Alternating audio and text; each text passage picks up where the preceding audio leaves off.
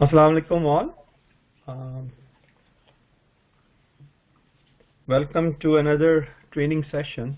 I'm trying to be very positive, but I know there are things which are going wrong all over the world, and not only that we need to stay home, but stay safe.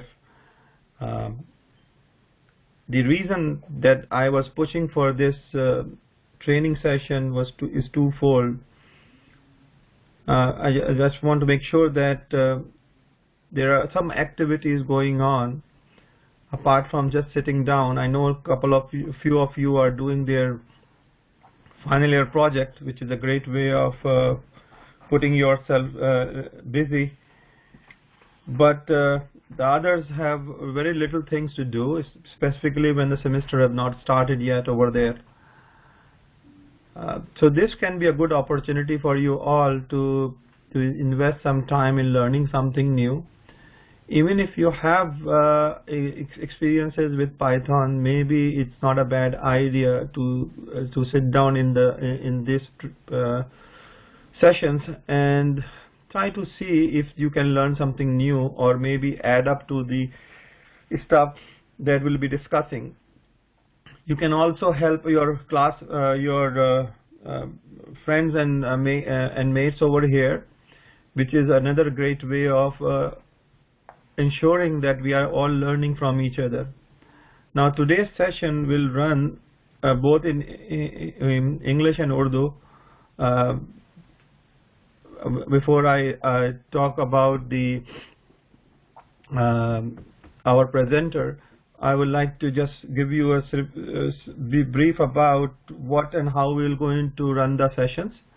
We're going to start at 10 o'clock sharply every day, the days on which we have these training sessions, number one. Number two will be that please, when you join, mute yourself, or if you have questions during the presentation, you can start with putting down those questions either in the chat box, or if you are having difficulty with that, you can always message me on WhatsApp. If the question, if you would like to talk about the question and explain your own question, I can open up your mic, or you can open up your mic and you can talk about it. Due to the bandwidth issue, I'm not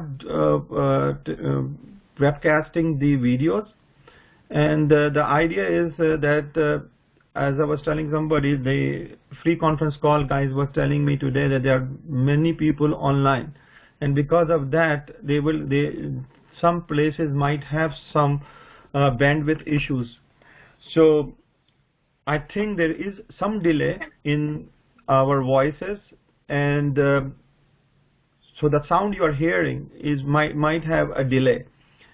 So we need to be careful with when we are putting our questions, and we should give some time for a reply.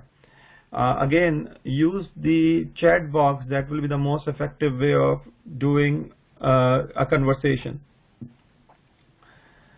Now let's start with this training session today. Would like to thank a lot of people who have basically come forward in arranging this particular session. There are people who basically were working off the record, and they don't want us to name them, but there are other people also who ensure that we ran this particular session. Let me introduce Preethi. Preethi Chunduri is one of my PhD students. She is currently finishing her master's. She's been working with me on several projects since I think last September. She has been working on a AI tool for marketing strategies, predicting marketing strategies success. She also have worked on natural processing language with me, and have helped me a lot with several of my MySQL and databases issues. She has plenty of experience, and I will let Preethi talk about that for a minute, and I hand it over to you, Preethi. Please go ahead and please introduce yourself. Maybe I have not done a good job in doing that. Go ahead, please. No, sir. First of all, good morning and good evening to everybody. Whatever you have introduced is more than enough. So as sir was mentioning, I'm Preethi and I'm currently doing my masters, and I have this. I'm looking forward to pursue PhD as well. I have programming experience. Back in India, I have some 8+ years of experience, and I am into database stuff, and I'm into PHP programming, and right now I'm into Python programming as well. So that's just a in brief short introduction about me. So this is so amazing that we are connecting all over the world. We connecting from here and you from Pakistan, and it's so diverse, and this itself is creating a positive vibe over here. I talking to everybody and we getting connected in a very positive way. So I would get started. So I wanted to make this discussion this in a discussion way or more interactive way. Please stop me at any point of time wherever you find an issue or wherever you find that I'm too fast. So I'm getting started. So this is what I'm looking forward as part of today's agenda. So we would just briefly discuss on what Python is, and the difference between what a programming and a scripting language is, and why do we really use Python, and who across the world uses Python. And then we just get started with the programming. And we would work on some assignments or some programming code that which I found some questions to be interesting.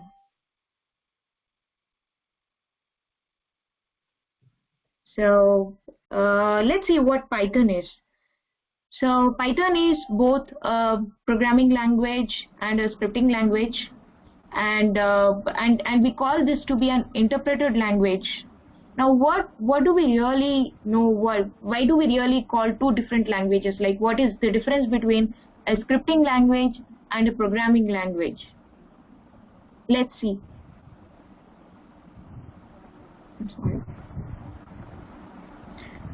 So a programming language, initially it is said to be a programming language because the initial step for any programming language would be compilation. So the source code would first be compiled and then it would be executed. And programming language, it is a set of instructions that is written in a computer language, and it would initially be interpreted by computer, and then it would be executed. So that is what a programming language. So if I talk in terms of an example, when we take Java is said to be a programming language. The reason being, we just compile the Java program, we develop a jar file out of the compiled version, and then we execute it. That is the reason Java is said to be a compiled or a programming language. But whereas when we are talking about a scripting language, it is also a type of a programming language, but the intermediary step of being compiled is done virtually. The system would take it, like it would interpret by itself. It does all the syntactical checks, it does the compilation, and then be ready to run. If you see the diagrammatical representation of what a compiled language or an interpreted language is, if you see that there is a language and initially it would be converted into a machine code and then it would be ready to run.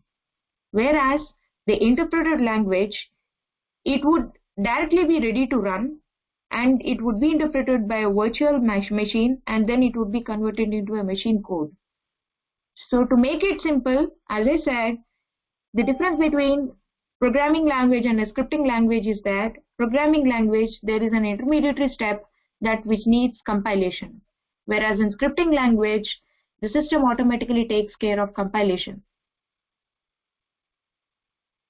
Now let's talk about a bit of a history of what Python and where it has been originated from. So as it is mentioned in the slide, it is developed by a Dutch person, Guido van Rossum.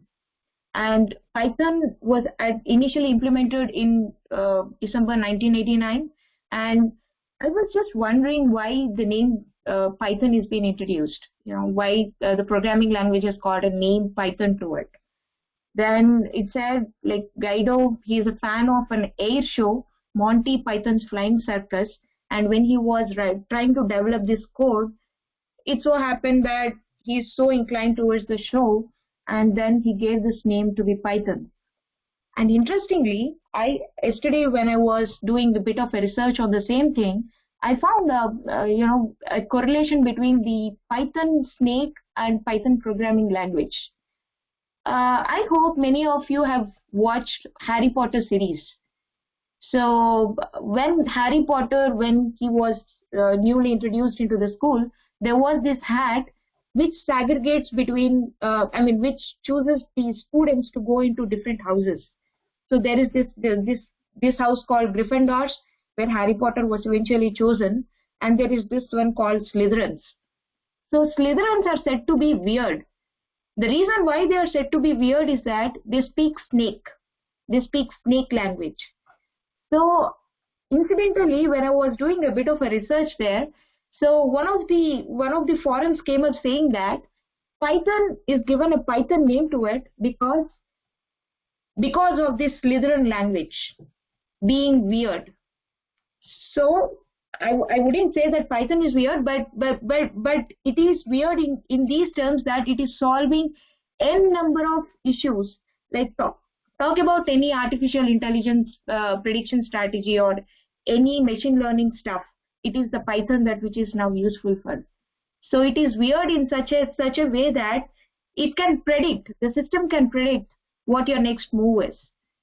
So it is weird. So it is the snake language that which is weird and which talks about predicting the future. So he is the guy, Guido van Rossum, and he's a Dutch person, and he is the one who has developed Python. Now the scope, as I said, the scope of Python is huge. It can be used in science, it can be used in system administration, web application development, and testing scripts. It is huge. When you're talking about web application, we can develop web apps using Python. And in testing, automation testing is now become a huge thing. And most of the automation testing is done using Python. Now, when you say science, it is data science and bioinformatics. Like you do any sort of an algorithm, take any sort of an algorithm, then it uses Python. When I say an algorithm, when you are talking about collecting data and when you wanted to do some sort of an operations on top of the data that which we collected or the data set that which we collected, be it analytics, be it statistics, be it visualization, and anything can be achieved using Python. So let's see why people use Python so much.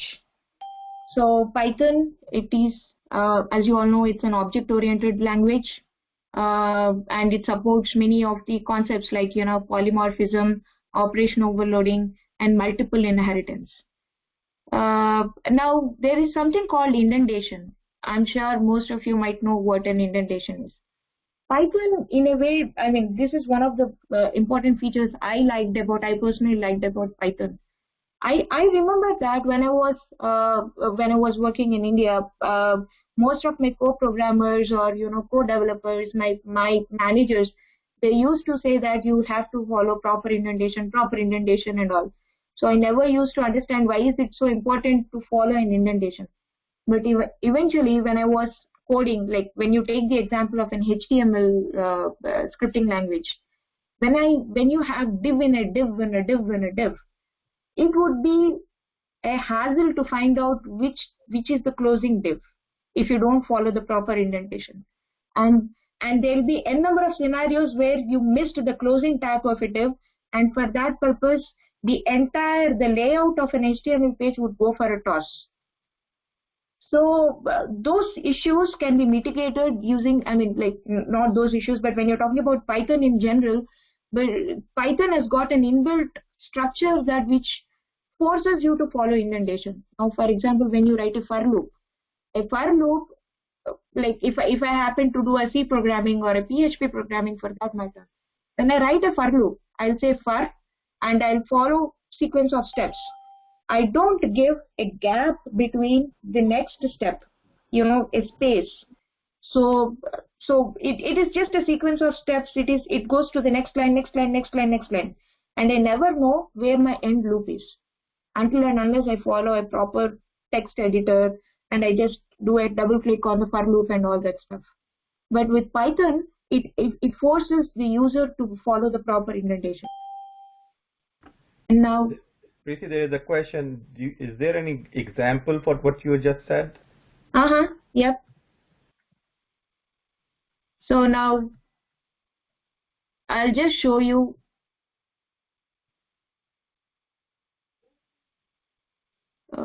Yep. Now this is one of the scripts that I was writing for web scraping. For scraping the web content. Now when I say this one, this is my while loop. Okay. If I don't give like this, like for example, if take for this for loop, okay,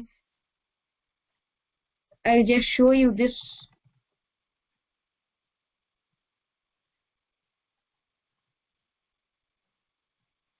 And if I try to execute this script, I hope everybody is able to view my screen. Please use chat to answer. Or one or two can do that so that we know. Okay. So now if I want to run the script, it has given me, okay, probably this is not the best example. It needs some libraries, or else I'll do it in this way.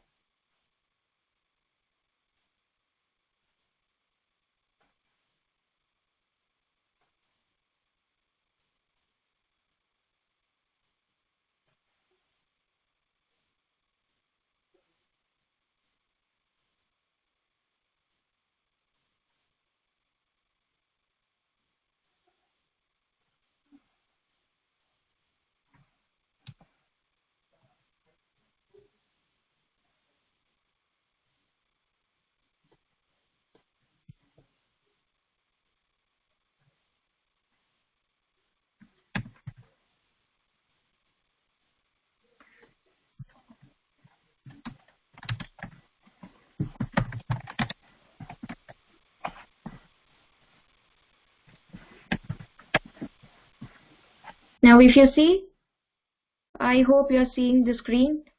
If you see, there is an indentation error expected an indented block. So for this, I was changing the code, I just moved these two lines just to follow as a sequence of steps. I did not, it used to be like this. So I just changed it and I was just executing the script. And if you see, there is an error saying that there should be an expected indented block. Thank you. So now when I just run my script without this thing, it is going to execute. Now it does not match the outer level.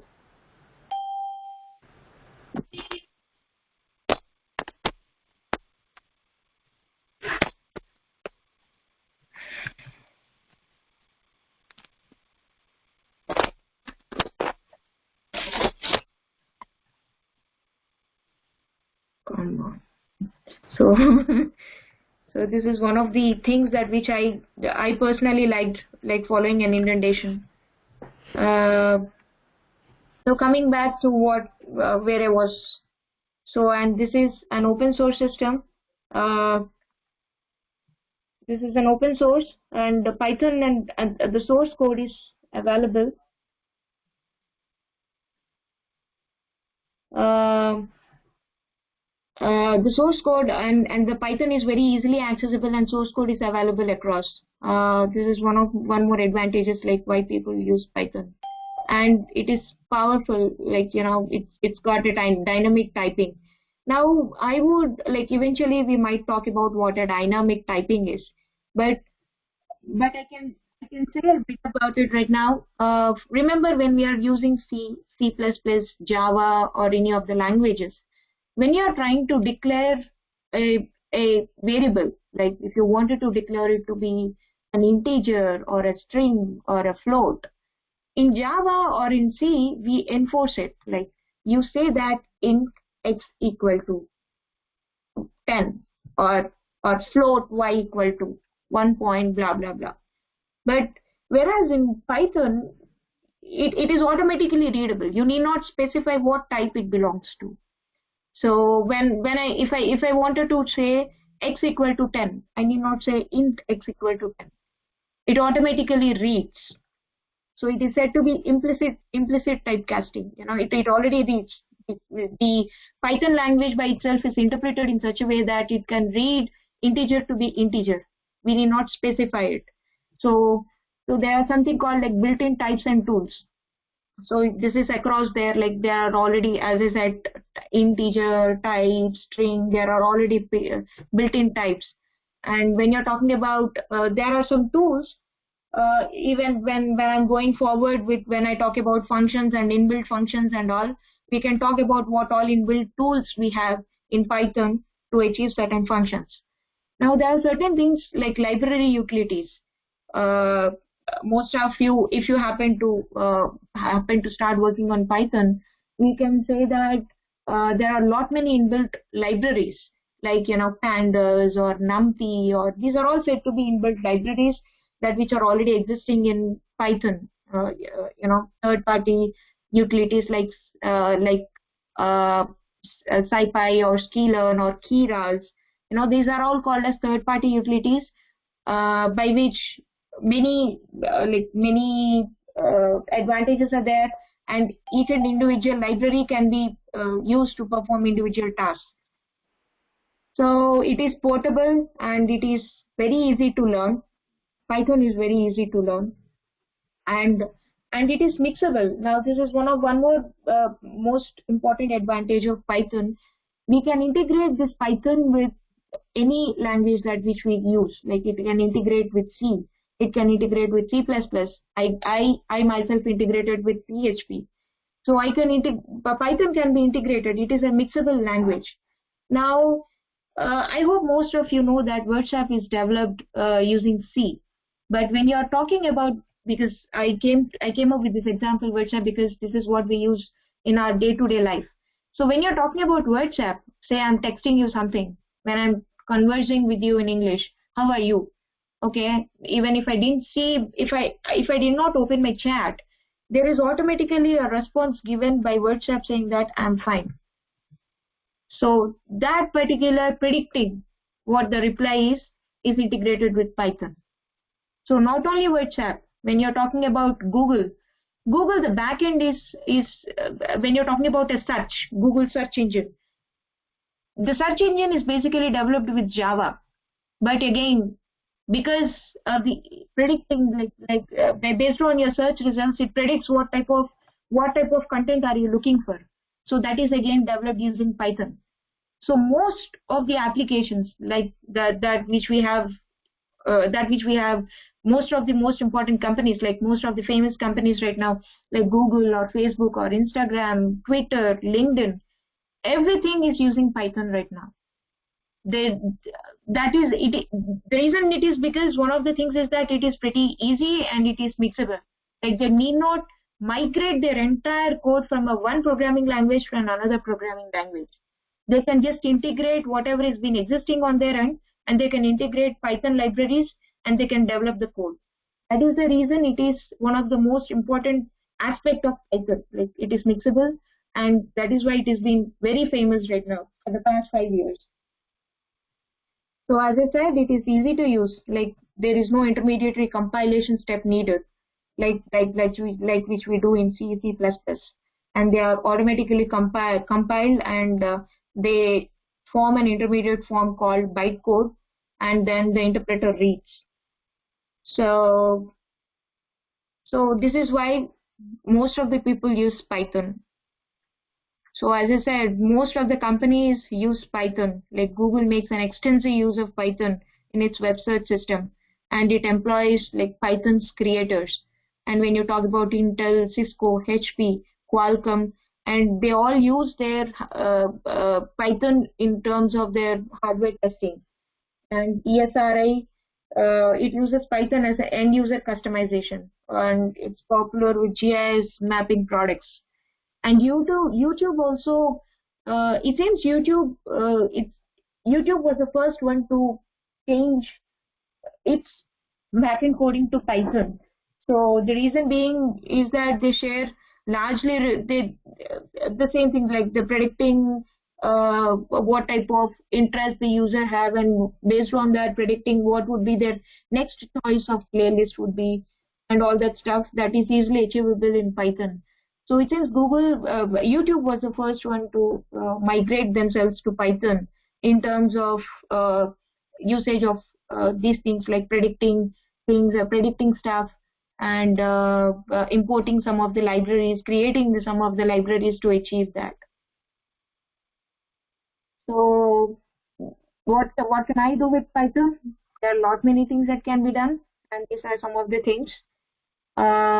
System programming, GUI programming, internet scripting, component integration, and database programming. So now let's get started with Python, and our most famous print hello world. So I hope most of you have already done Python, but so when I say print hello world,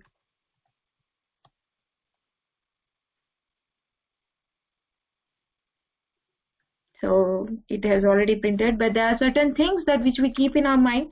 So print is a keyword that has got a special meaning in Python, and there are certain restrictions. I cannot use print to be a capital one. I got name print is not defined because it is not a keyword. And by the way, Python is case sensitive. So when you wanted to talk, when you are talking about a variable or when you're talking about a keyword, so we use the exact thing, no uppercase, no lowercase, whatever is being given in terms of a variable or an already a predefined keyword, we use the exact thing.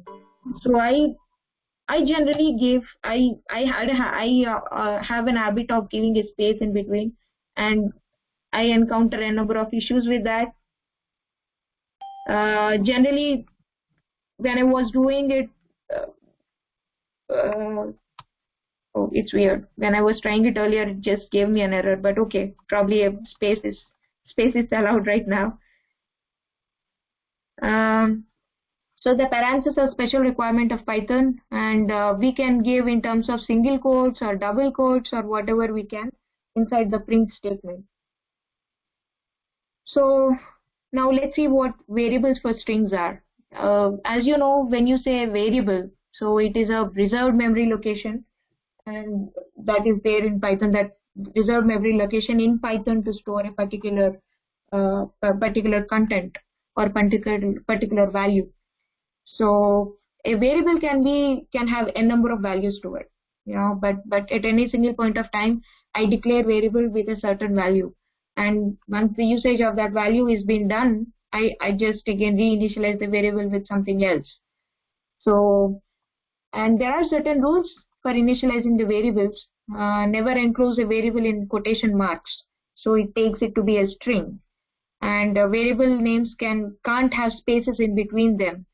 So when you give spaces in between them, again, it doesn't understand. Python doesn't understand. So it cannot be interpreted. Either when you're giving space, it expects it to be a value for a variable, and it expects it to be given in terms of a single space or a double space. So now if we try a sample program or a sample statement, like, so these are type of variables that I've declared. Lesson author is Mark, and guy who keeps saying his name is Mark, and X is Mark, but I'm just eventually printing Mark X. So so I hope all of you have installed PyCharm on your system. So if you happen to have any difficulty in that, I in the PowerPoint at the end of my slide, I just also mentioned a YouTube link that which gives you clear-cut steps and instructions on how to install PyCharm. So if you have any difficulty in that, you can go ahead and follow the steps and do it. Please let me know. I would be more than happy to help you out. So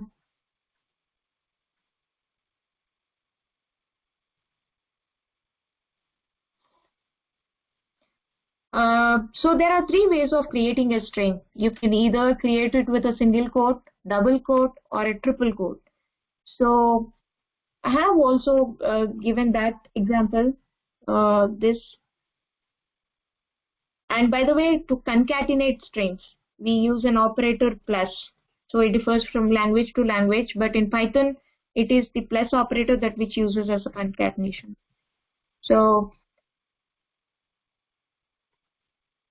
now if you see, A is Python, and B I gave in single double quotes, and C I gave it to be a triple quote.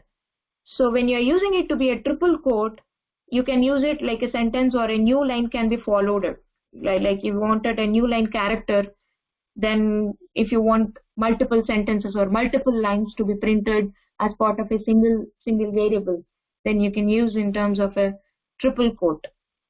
So this is how you use it. Like this is what a concatenation is, and this is what I was doing it in terms of A, B, C, and these are multiple way of creating variables or assigning strings to variables.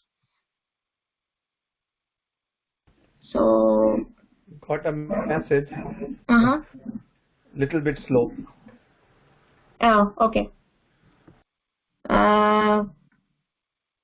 Okay. I would start with variables of strings variables for strings. So there are multiple ways of creating a variables. So as you know, again, variable is a reserved memory location. So a variable at any given point of time, you can have only a single value assigned to a variable. But when we are done using that variable with that value, we can reinitialize the variable how many ever times we want. So there are certain rules to be followed for naming variables, and like some of the rules are like never enclose a variable in a quotation mark, because it eventually the system reads it to be a string. It would no longer be a variable, and variable names can't have spaces in between them. Now I can say that my name is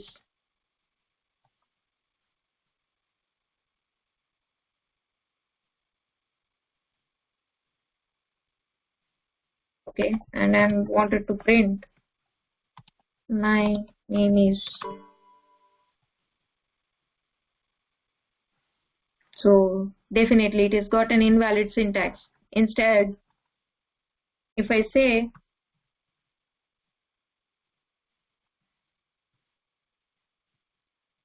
if I just append underscores to it, see, it has given me Preethi. So going forward, we would also see many rules that are needed for giving the naming convention or following the naming convention to assign a variable name. So as I said, there are three ways to create strings. So a string can be assigned to a variable using three different ways, and one of them is a single quotation mark, double quotation mark, or a triple quotations. So this was the example I was trying to give. So now variable A, I assigned it to be a single quotation mark, and B I assigned with the double quotes, and C I assigned with triple quotes. So when you're using a triple quotes, it means that you're having a multi-line string value. Multiple sentences can be given. So, and a concatenation, when you wanted to concatenate two strings or a value with a variable, this is how you do the concatenation. Give a plus to it. So when I execute the script, this is how it looks like. A equal to Python, B is C, and C equal to a programming language. And this is A plus B plus C. Python is a programming language which can be learnt by everybody. So going forward, you might be wondering that when I say we can give multi-line sentences in terms of a variable like this one, in terms of I can assign multi-line sentences or multi-lines to a single string. You might have a question that if there is apostrophe S, how do we go about it? Well, for that there are ways of doing it. Either we use escape sequence, which is backslash, or we use mixed quotes. So for example, here I wanted to use apostrophe S. Okay, so I'm gonna do it like this.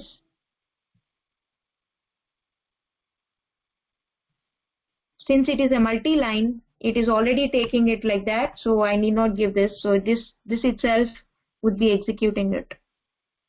Since it is a multi-line and it is already been separated with triple quotes, this escape sequence need not be given, and interpreter automatically reads it to be a apostrophe S. So that is how it is going on here. But if I just print a sentence, for example, I have these two sentences, and say I wanted to print these sentences.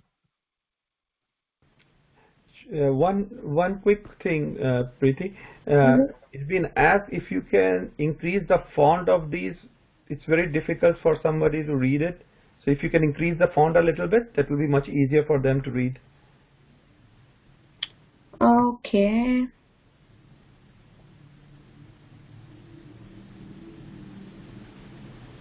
I think might be under view.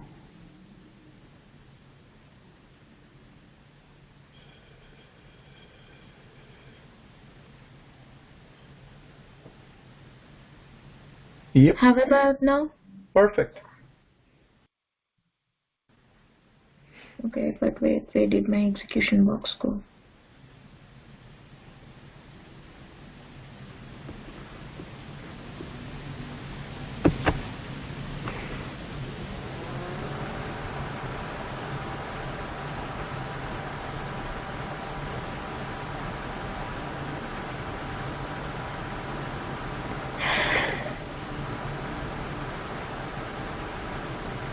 Made the part.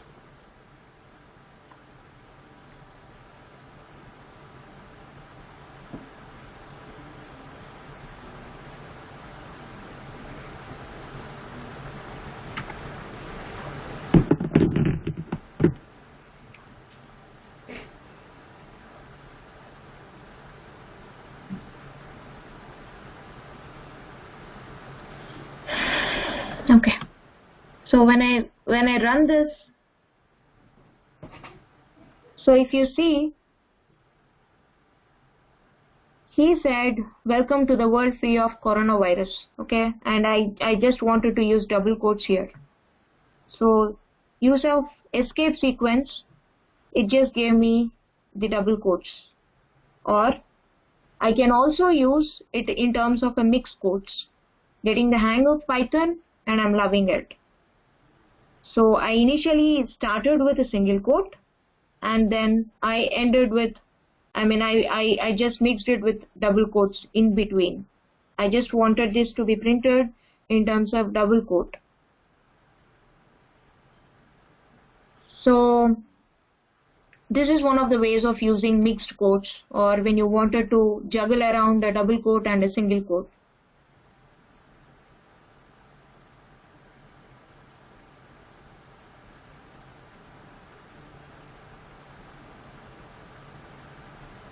So these are some of the reserved words. Okay.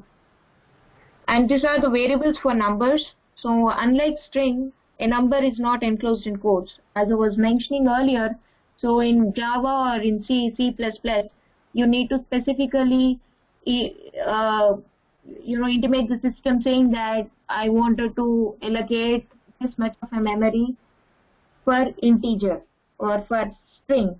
So you mention when you are declaring a variable, you would say that int x equal to 10 or float y equal to 1.001. But so when you are coming to Python, when you wanted to define or when you wanted to assign numbers as variables, you need not mention anything. So you'll not enclose in quotes. So when you do not enclose in quotes, the system automatically reads it to be number. So, and a number cannot be used as a variable name. So, and if you enclose a number in the quotation marks, again, it is a string, and there will be no arithmetic operations that can be performed on top of that. For example, now this is something that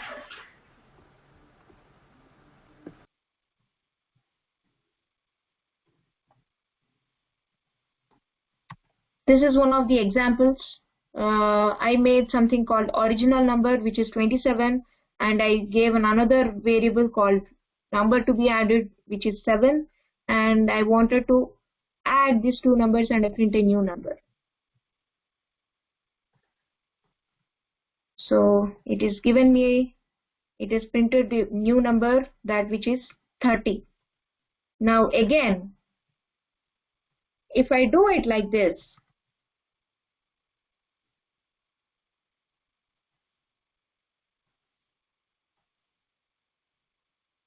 so this is what it is happening. It has given me an error saying that there is an int and there is a string and both the operands cannot be appended. So this sort of appending or the typecasting is not supported in Python. So it reads, when you give double quotes or when you give a single quotes for a number, it reads it to be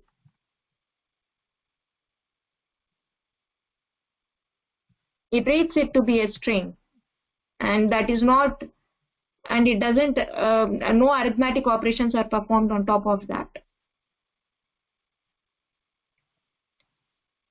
So as I said, these are the reserved words. You need not memorize these reserved words. So if you happen to use any reserved words in terms of a variable name, Python definitely lets you know that this is not a supported way of doing it. So now, for example, I'm using one of the reserved words now. If I just say and equal to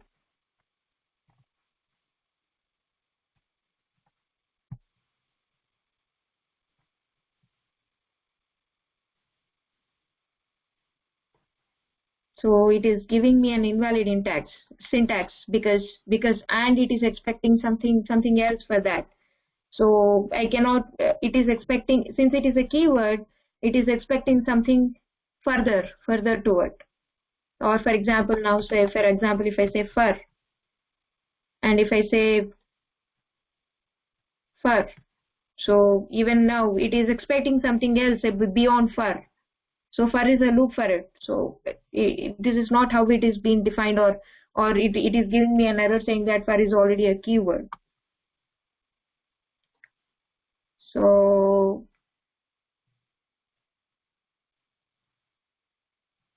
there are, as I said earlier, like there are even more rules for naming a variables. So these are some set of rules for giving a naming convention. So rules for naming variables are variable name can only contain a lowercase letters or uppercase letters or numbers or underscores. So no, a variable name can't be of any Python keywords, but the variable name can contain those keywords in between. For example, as I was saying, fur cannot be used like that, but I can say this is for test, and I can say testing the keyword, and I'm gonna print.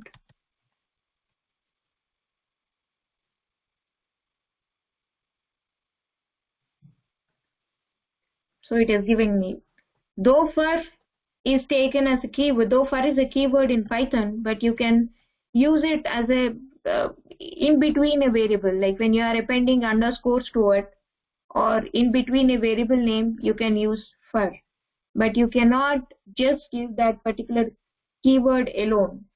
I cannot say fur and do the rest all operations. So capital letters are fine, as I was mentioning, but as I was mentioning, Python is case sensitive. So when you are using a capital letter, you should be careful that you are using the same variable name to retrieve it or to access it for further. Now, for example, when I say rose equal to pink, and I say rose, so rose is not defined for it because I assigned capital R to it.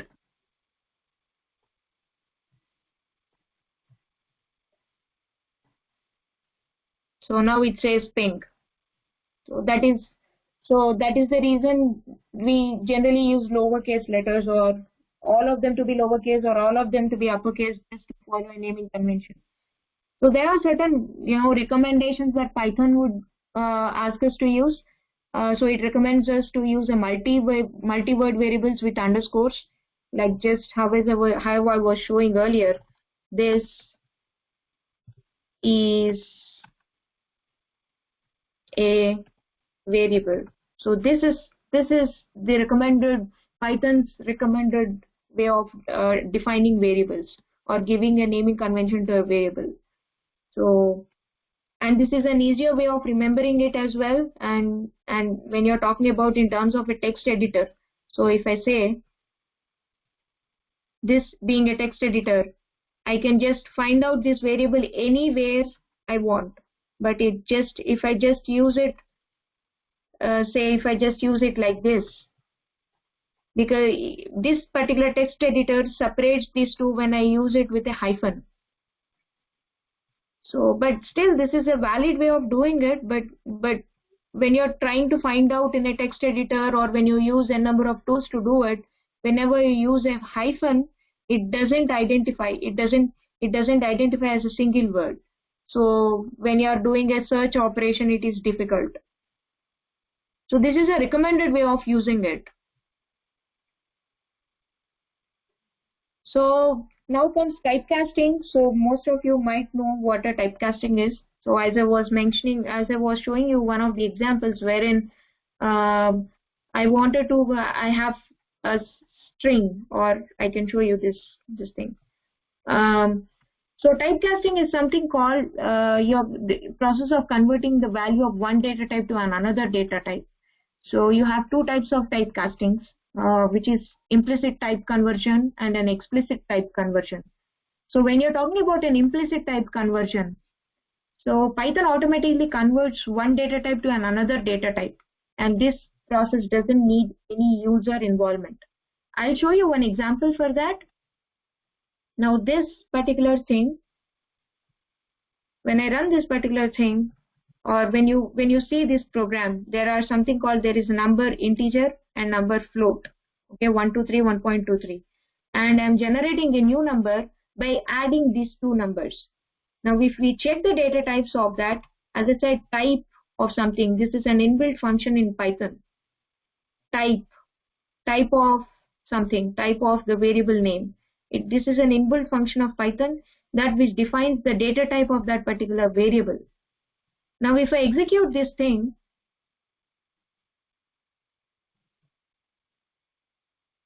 the data type of the class num_int, this variable is an integer class, and this particular variable float, it is a float class, and the value of the new number is 124.23.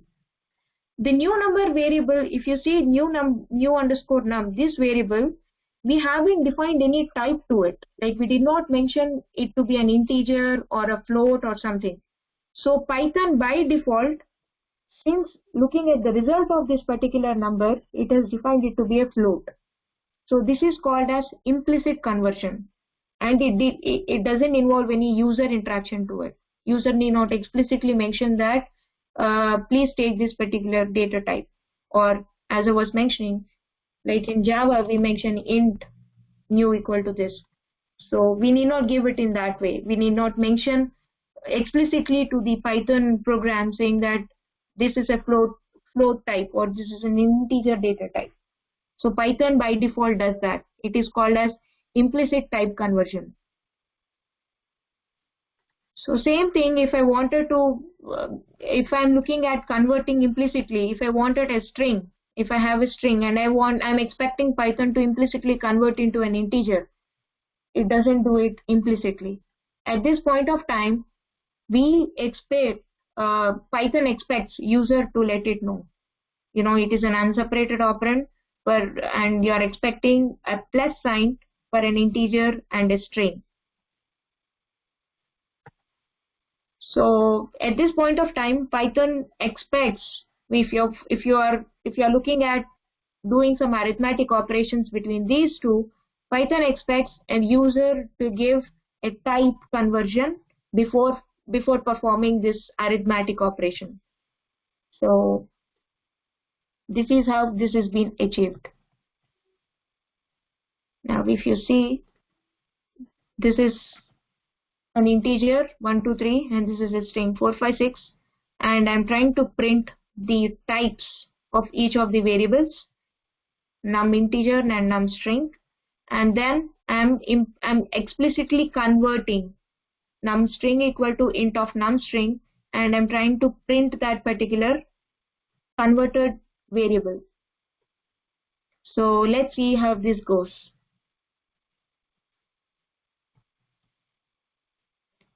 So initially the type num_int is integer, the type of num string is a string, and the data type before typecasting is string for this number string, and the data type after typecasting for this particular variable num string has become integer. So how it is being done? This is the statement that which does that. Num string equal to int of int, being what is your expected, like what do you want this string to be converted to, and this variable converted to. So it is integer of num string. So now when you give this particular statement, it has already changed its type from string to integer, and now we can perform our arithmetic operations on top of it. Num_int plus num string, and now it is given the answer. Sum of num_int and num string is 579, and the data type of this particular sum is integer. Okay. Any questions? Yeah, Preeti, there is a question on the chat box. Will it give the output if we write it directly? Like, no, it is not going to give that. You are not assigning any variable to it. Now if you want me to check it, print rows, it is not assigning any memory location to it. You are just telling Python to print something. So if you are looking at, you wanted some memory allocated in Python to store a value called ping, then you have to give a variable name to it. So print is a different statement altogether. Print is that you're printing whatever is being allocated. For print, you wanted to print something like print rows. This is possible.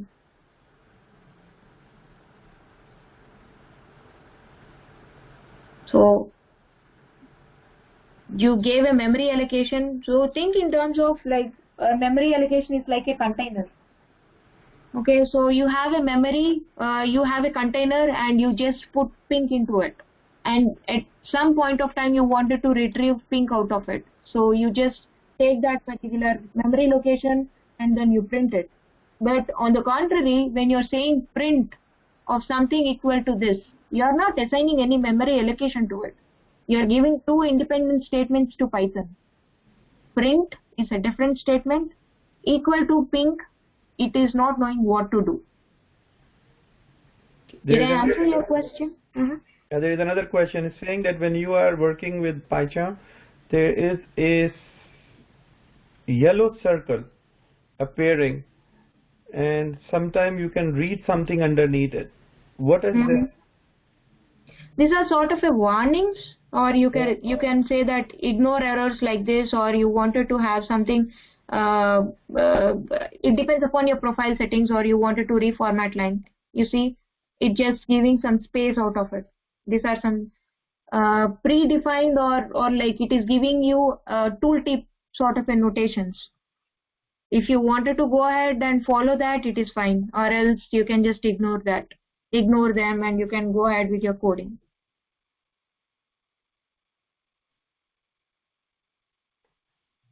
So, no more questions.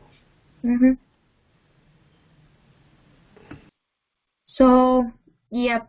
So I would like to, I wanted to make it like an interactive session. So if you all have PyCharm ready now, up and running on your system, I would be happy if you can just, do these assignments, or we can discuss and then do it, or either ways is fine. I thought I would just give some time.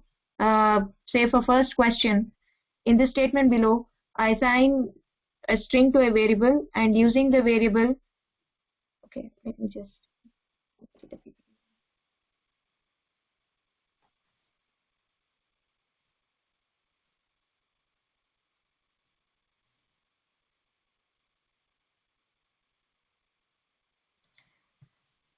We can do it together. I would give some 5-minute time for each question. Does that work? So again, I can show the solution on my system as well. So let's do that. I think that will be a good way of working together. So go ahead, please. Yeah. So in the statement below, I assign a string to a variable, and using the variable, write the statement that displays the string on my screen. So the string is my name equal to Mark. So I assume this is easy, but let's take just 5 minutes.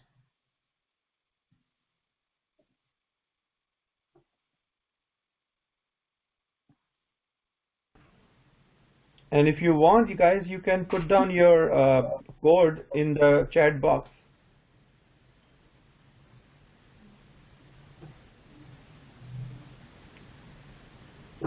And you can do it on a private chat so that nobody cheats.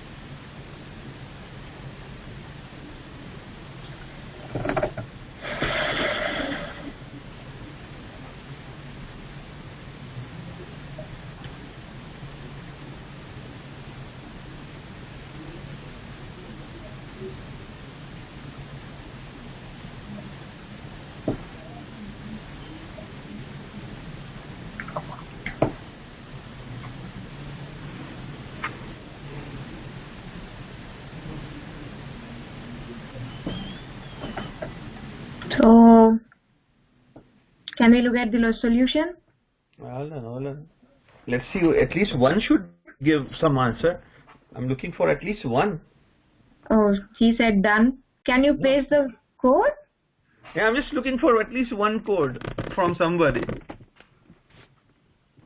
Anyone can put down one.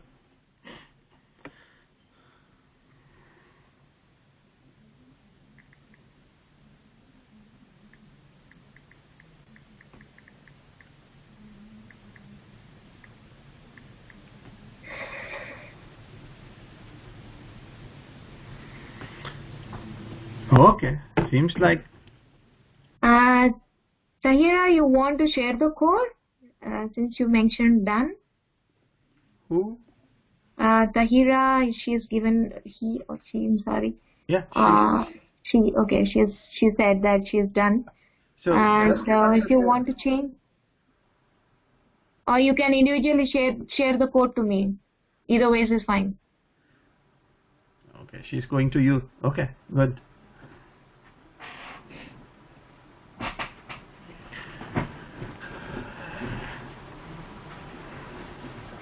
Let's start with her code then. She just said done. She hasn't given me the code. Okay. Okay. Let me just go ahead. So what does it say? In the statement below, I assign a string to a variable. And using the variable, write the statement that displays the string on my screen. Okay. And the string is my name equal to Mark. So I would say my name equal to Mark. And how do I print the same thing on my screen? I just use a print statement.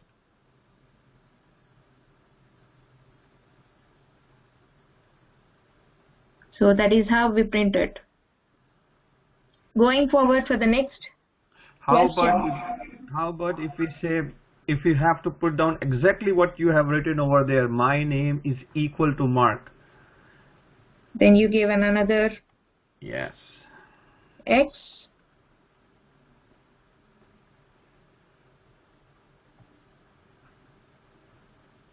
And I would say X.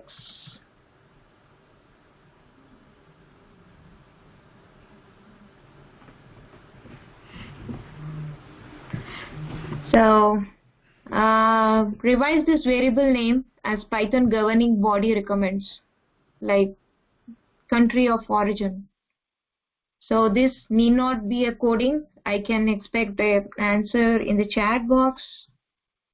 So how can I convert this particular variable name in terms of Python governing body recommends? Or what is the recommended way that we define a variable?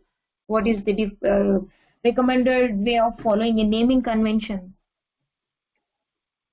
when we define a variable?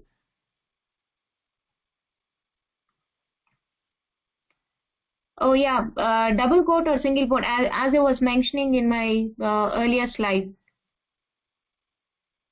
There are three ways of creating strings. So you can either use a double quote, single quote, or a triple quote.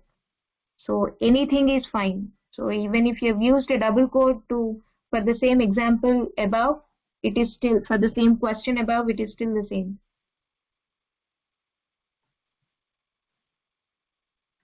So for the second question, any answers?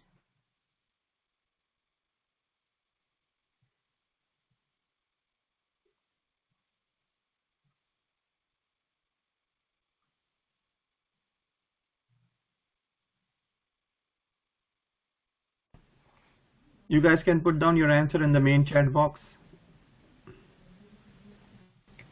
Come on, at least one. Koi baat nahi.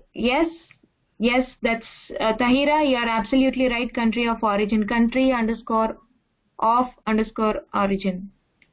Great, Hiba. Yep, great.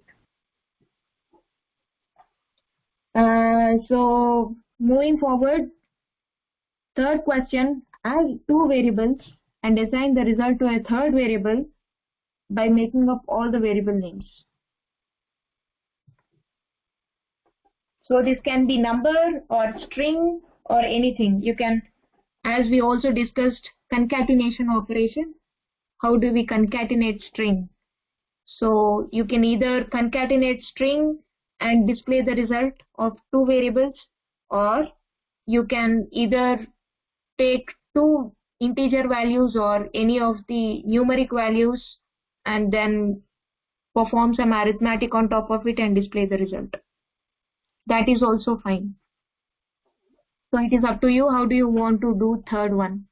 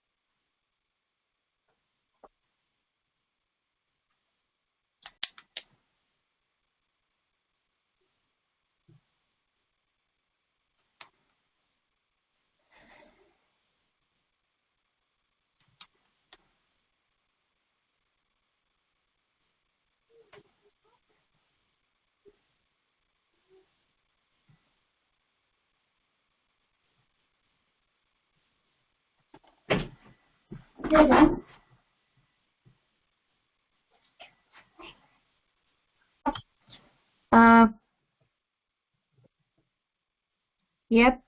Ramsha, that's very nice.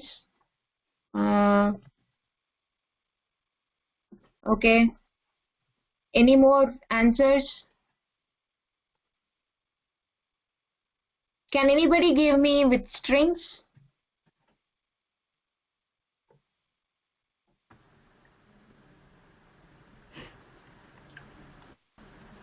So can you show us the integer one? Oh, okay. Ramsha, she has given me this, and it is absolutely right. So this is how she has done it. A, B, answer, and A plus B.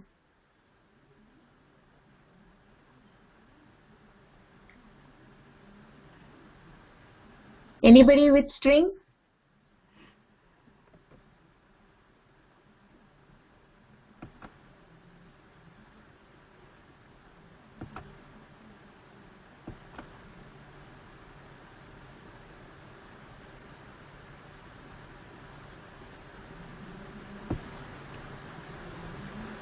Ali, Siddiq, I just see one statement num_int equal to 1, 2, 3.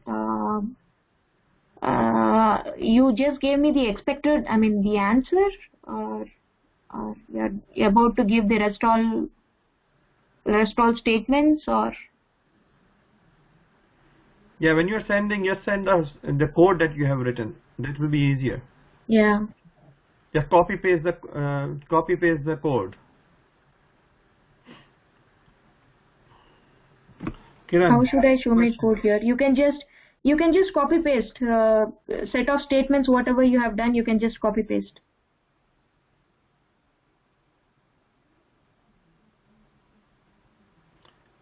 Copy from the PyCharm and then put it over there. Put your cursor in the chat box and then say paste. Okay. Right? Ali says he is joining through mobile. That's fine. Okay. All right. Okay.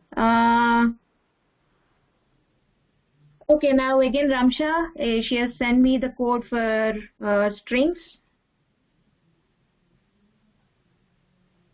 So this is how she has done for strings.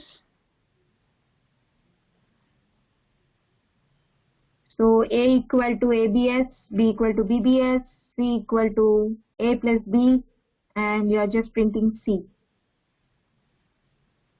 So yep, this is absolutely right.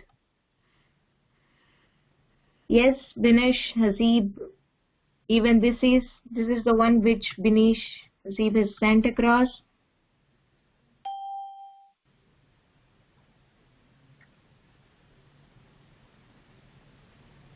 Okay.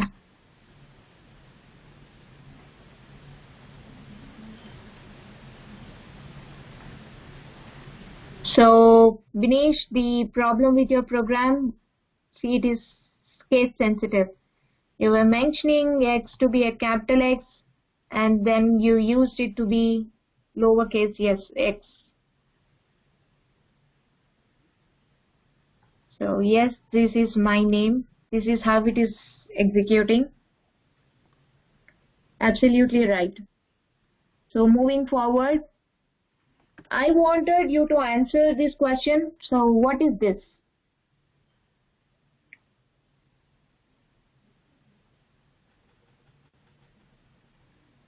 So, anybody? Yes? Any more question? Anybody? I got an answer already, but anybody else?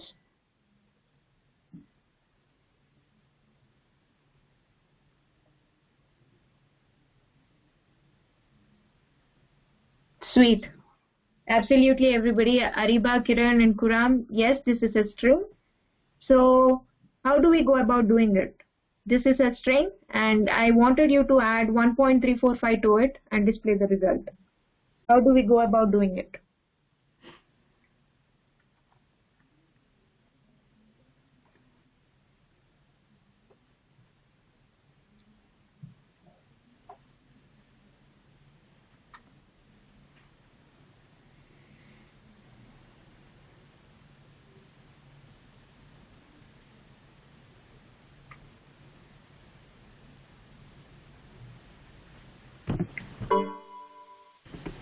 Isma, did you try out the same thing in your pie chart? Whatever you sent me, did you try doing it in your pie chart?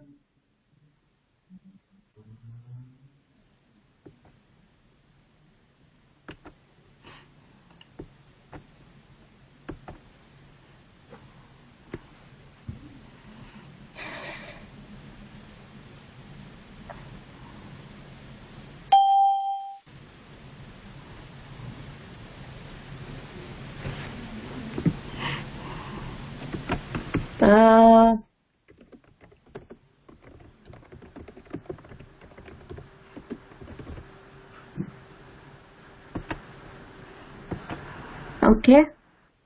Okay. Yes, Ariba, that would lead to error. I got couple of answers.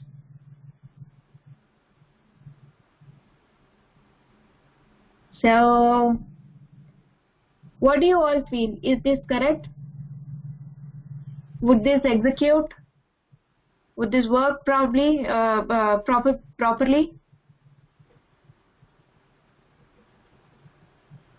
Yes or no? No, there is an error. Yep. Yes, Binish. This is one of the ways.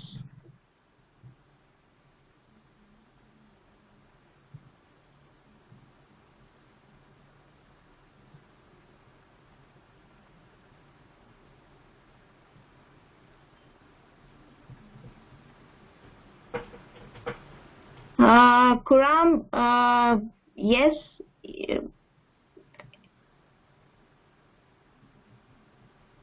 Yes, it has to be converted. So converting it to an integer might also work, or converting it to float.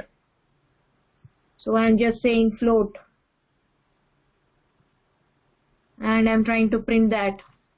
So instead I would say a equal to minus 8.087, and I would say float of a, and then I'm gonna print it. So it is giving me the result. But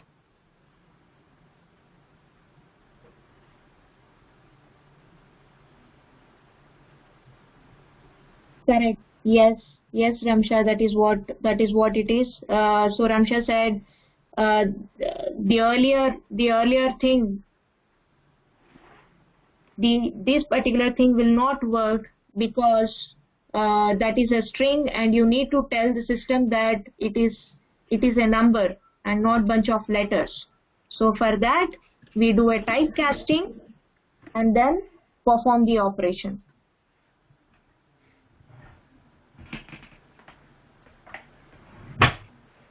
So coming to our last and final problem, assign a number. If it is not clear, let me just directly put it here. Or wait.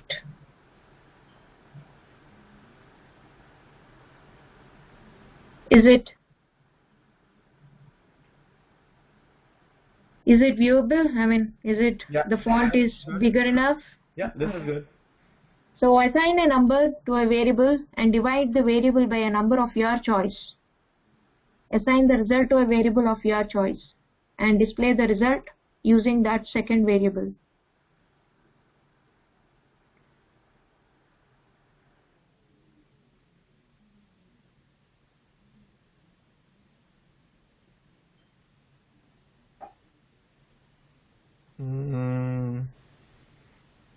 Yep. I already got an answer. Ariba. Ma'am, please repeat assignment 4. How did you write the input of a string and a float? Okay.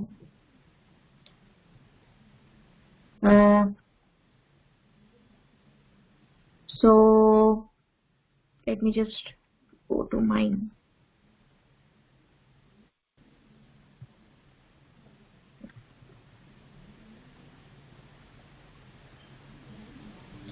If you see the assignment 4, I'm saying this is the string. Initially this is a string which you all gave me correct answer, and I'm expecting you to add 1.345 to it, and I'm expecting you to display the result. Now I'm taking a variable called a equal to a minus 8.087. Okay, and since this is a string and I have another value 1.345. okay, now I am expecting, I wanted to add a and b. Either you can typecast it by it being an integer, or I am doing it by typecasting it. What is the need of typecasting here?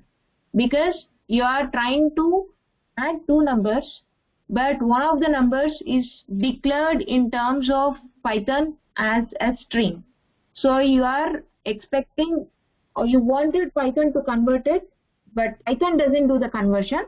So that is the reason user should explicitly give what is the type you are looking for to convert into the, I mean, what is that you're looking at, like what there is a string already and you are looking to convert it into either float or an integer.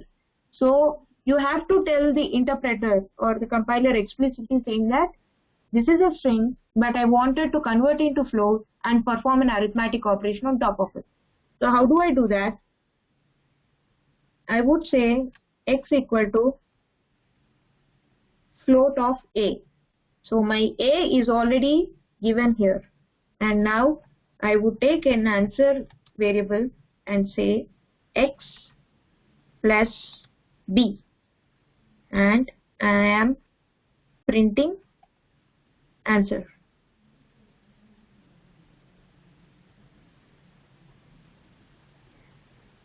Clear? Or do you want me to repeat? Kiran, am I clear?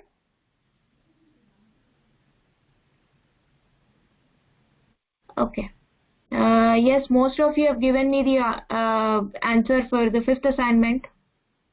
So x is equal to 10 and y equal to x by 2 and print y. Yes. So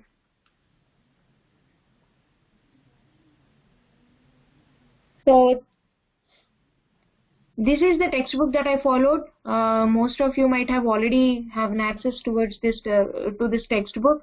A smarter way to learn Python. And if you have any problem with the PyCharm installation, you can follow this YouTube link. And the best thing that I noticed with this textbook is that you can go ahead and do as many exercises as you want. Some of the exercises I took it from here as well. So there is a link here. This is pretty interactive coding exercise. So you can just go ahead and do as many exercises as you want. Like there are some fun exercises for each chapter. So some of them we have already solved, couple of them. So you know you can solve it even more by going into this textbook and then accessing this link. So that's it for today. Any doubts or any comments? Please let me know.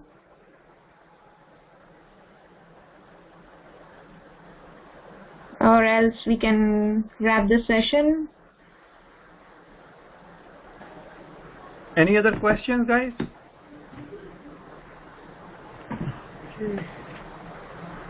All right. So what we're going to do next is that we will going to we have recorded the session. I'm going to download the recording because we cannot put the recording online on the free conference call for a long time. And then what I'm going to do is that we will going to upload this thing on our YouTube channel,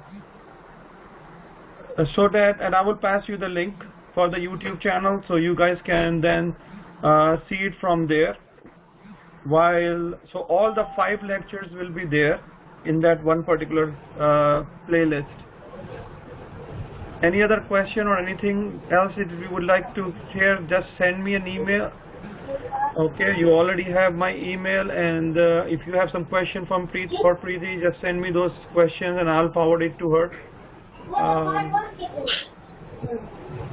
Okay, I think Ali, what's her name? I think Tahura has already sent that file on our WhatsApp group. Can somebody repost that thing again, that PDF file on the WhatsApp group? As far as the presentation is concerned, again that presentation will be sent out to you guys, or it will be available on the NAD Scholars website. I will let you guys know where it will be. Anything else? Thank you, Preethi. Yeah, thank you so much. Thank you, everybody. Please let me know if you have any concerns or any inputs. And next class we are looking at I'm looking at operators and functions. So I would come up with some sort of an assignment that which we can do like this in a similar way, so that it would be interesting for both of us. I wanted to make it as interactive as possible. So anything else, please let me know. As sir was mentioning, please drop him a mail or WhatsApp. I can just answer it in my next class or whenever it is. They're asking your email contact. Oh, my contact. So I'm putting it in the chat. Yeah.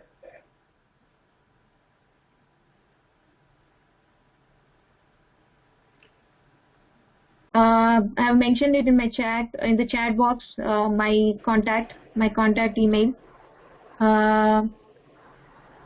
Yep. So thank you so much. Have a nice evening. Bye bye. Bye.